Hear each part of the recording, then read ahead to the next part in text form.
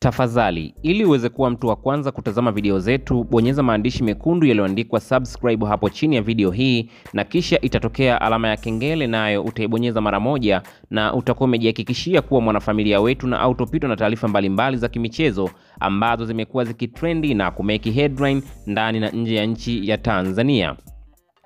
Miongoni mwa sakata kubwa kwa sasa ambalo lina trend katika mitandao ya kijamii ni kuhusiana na uwanja utaotumika katika marudiano ya mchezo wa pili wa fainali ya kombe la shirikisho, ambapo tunafahamu klabu ya Simba Sport Club itaanzia ugenini kwenda kucheza mchezo wake wa kwanza dhidi ya RS Berkane, ambapo mchezo wa pili unatarajiwa kurudiwa hapa nchini Tanzania. Lakini mambo yameenda ndivyo sivyo mara baada ya taarifa ambayo tumeona imekuwa ikileta mkanganyiko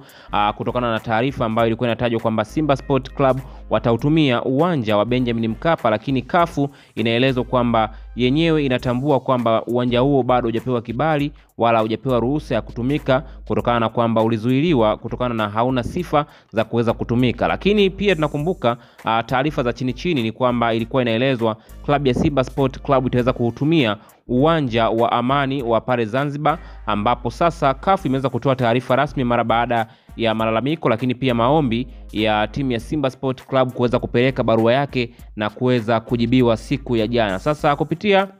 ukurasa wa Instagram wa kafu wameweza kutoa tamko au kuandika bandiko ambalo linadai kwamba Simba Sport Club wataweza kutumia uwanja wa nyumbani ambao ni uwanja wa Benjamin Mkapa katika mchezo wao wa pili ambao utapigwa tarehe 25, ambapo taarifa hii ni njema sana kwa mashabiki wa klabu ya Simba, ambapo tunafahamu Simba Sport Club imekuwa ni timu makini na imekuwa ikijua kuutumia vizuri zaidi uwanja wa nyumbani katika kutafuta matokeo ya muhimu zaidi ya kuweza kuifanya yenyewe iweze kusonga mbele na kuweza kubeba ubingwa, ambapo tunaamini kabisa mchezo wa ugenini unaweza kuwa mgumu, lakini kwa uwanja wa Simba Sport Club ikitumia uwanja wa Benjamin Mkapa itaweza kupata confidence, kwani itaweza kubeba mashabiki wengi ambao wataweza kuleta hamasa kwa wachezaji, lakini pia katika benchi la ufundi kuweza kuhamasisha na kuchagiza Simba Sport Club kupata matokeo yaliyo bora. Wewe kama shabiki unalipi la kuzungumza mara baada ya CAF kuweza kuwaruhusu au kuijibu Simba Sport Club kwamba sasa ni ruksa kuweza kutumia uwanja huo mara baada ya kutuma wataalamu kuweza kuipitia